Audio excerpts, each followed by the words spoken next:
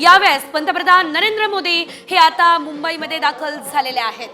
अगदी महत्त्वाची बातमी आपण बघतोय। पंतप्रधान नरेंद्र मोदी हे मुंबईत आलेले आहेत आणि पुढच्या काही क्षणात ते देखील आझाद मैदानावर येतील। यावेळेची सगळ्यात महत्त्वाची घडामोड देशातली जे.पी. नड्डा जे आहेत ते देखील आता आझाद मैदानाच्या दिशेने रवाना झालेले आहेत आणि पुढच्या काही क्षणात ते देखील आझाद मैदानावर पोहोचणार आहेत। इन्फ्रास्ट्रक्चर मॅन देवेंद्र फडणवीस यांची एक विशेष ओळख, मायक्रो मॅनेजमेंटचा बादशाह देवेंद्र फडणवीस अशी त्यांची एक ओळख होती। राजकीय विश्वातले चाणक्य अशी देवेंद्र फडणवीसांची ओळख आणि आज महाराष्ट्राचं मुख्यमंत्रीपद, या मुख्यमंत्रीपदाला देखील त्यांनी गवसणी घातली आणि आता तिसऱ्यांदा भाजपकडून ते महाराष्ट्राच्या मुख्यमंत्रीपदाची शपथ घेणार आहेत। अर्थातच देवेंद्र फडणवीसांचं काम मोठं आहे।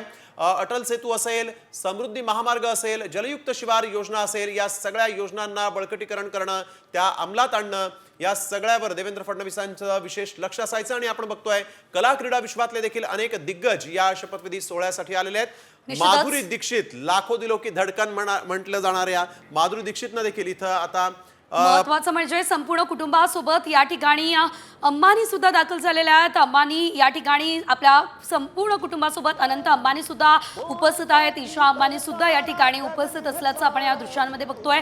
तर माधुरी दीक्षित आपले पती नेने यांच्यासोबत दाखल झालेले आहेत आणि त्या दरम्यानची आपण ही दृश्य पाहतोय। गिरीश महाजन यांनी यावेळेस अंबानींची भेट घेतलेली आहे, त्या दरम्यानची ही या क्षणाची लाईव्ह दृश्य, खरं तर साम टीव्हीचे एक्सक्लुझिव्ह आणि लाईव्ह दृश्य आपण पाहतोय।